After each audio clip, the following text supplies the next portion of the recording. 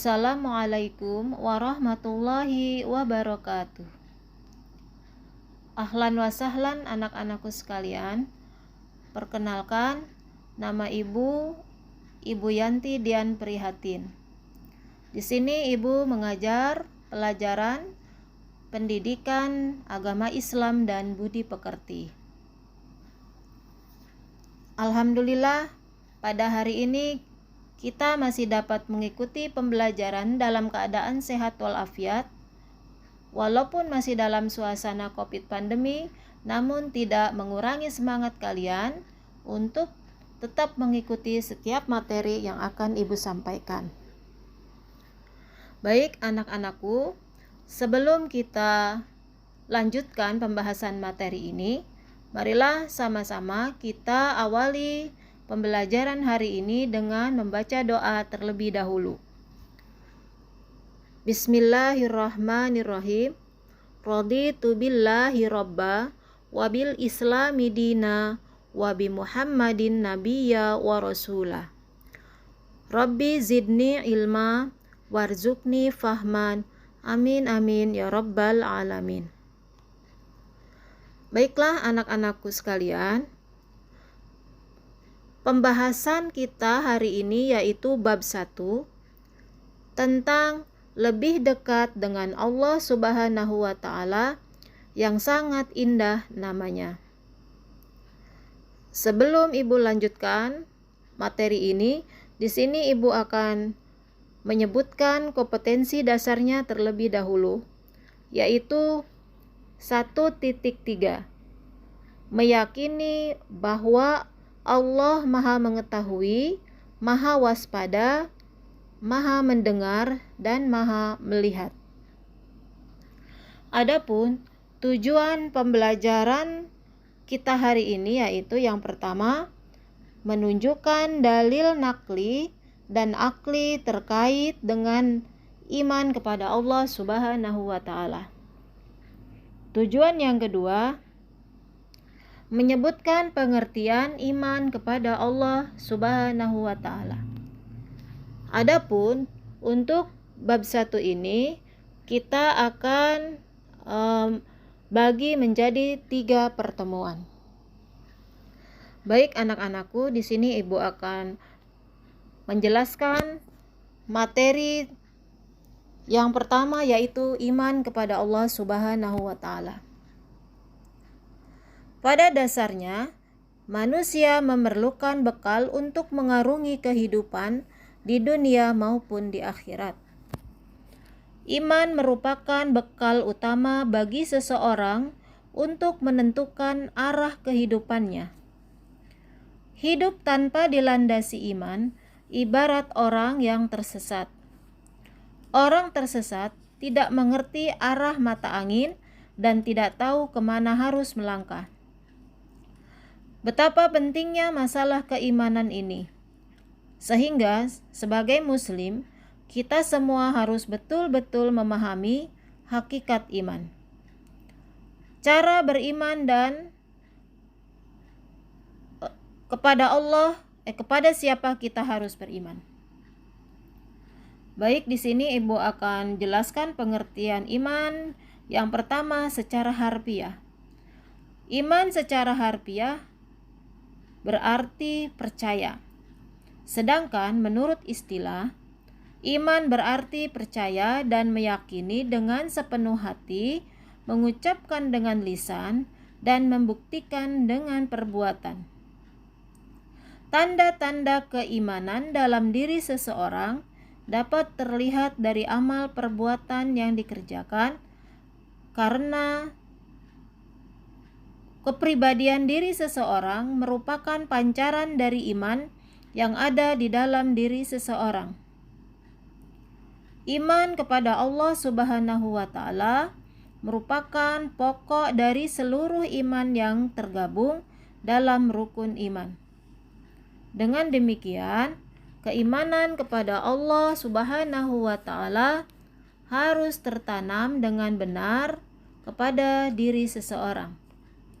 Sebab jika iman kepada Allah Subhanahu wa Ta'ala tidak tertanam dengan benar, kekeliruan ini akan berlanjut terhadap keimanan kepada malaikat, kepada kitab, kepada rasul, hari kiamat, serta qada dan qadarnya.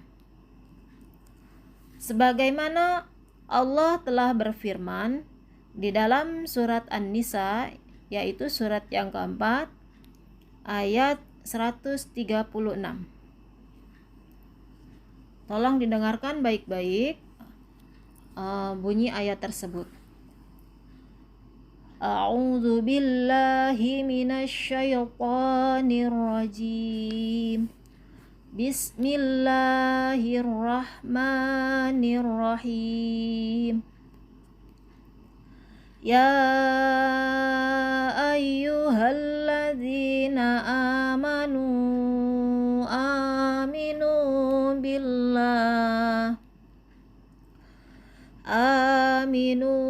billahi wa rasulihi wal kitabil ladzi nazzala ala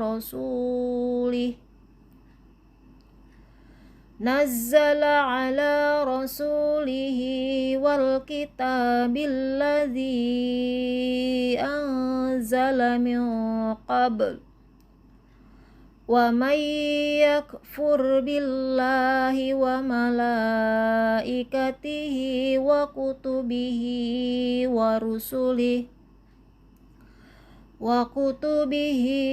rusulihi wal yaumil akhir faqad dhalla dhalalan ba'ida.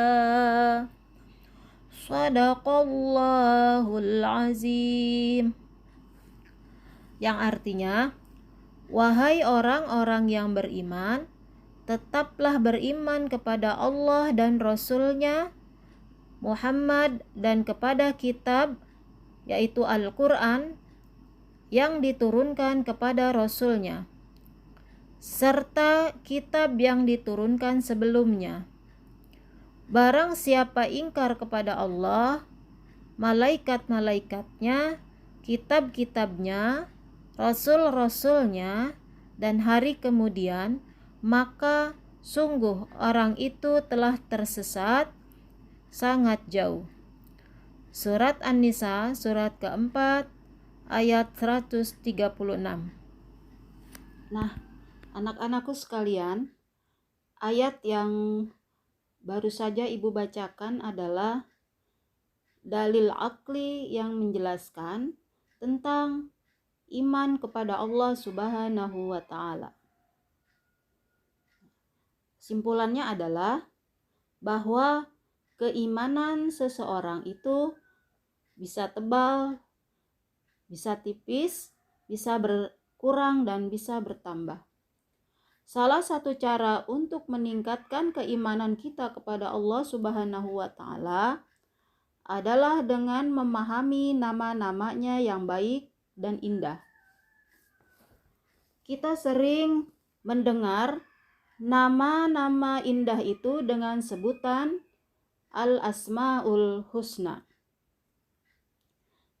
Nah, baiklah anak-anakku, sebelum kita akhiri pembelajaran hari ini, di sini ada tugas untuk kalian kerjakan di rumah. Ya, ada 5 soal pertanyaan yang harus kalian jawab.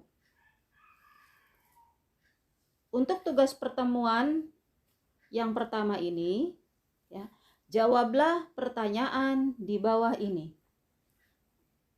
1. Jelaskan pengertian iman secara harfiah. Yang kedua, jelaskan pengertian iman secara istilah. Yang ketiga, tulislah rukun iman yang pertama. 4. Tulislah ayat atau dalil yang menjelaskan tentang beriman kepada Allah. Tulis beserta artinya. Dan yang terakhir, yaitu yang kelima, tulislah 6 rukun iman dengan benar. Untuk tugas ini, kalian kerjakan di buku catatan ya, sesuai waktu yang sudah Ibu tentukan, batas waktu sampai hari Jumat. Ya, itu nanti bisa kalian kumpulkan melalui grup WhatsApp atau Telegram yang telah kita buat. Demikianlah anak-anakku sekalian pembelajaran kita hari ini. Sebelum kita akhiri, marilah sama-sama kita tutup pembelajaran hari ini dengan membaca hamdalah. Alhamdulillahirabbil alamin.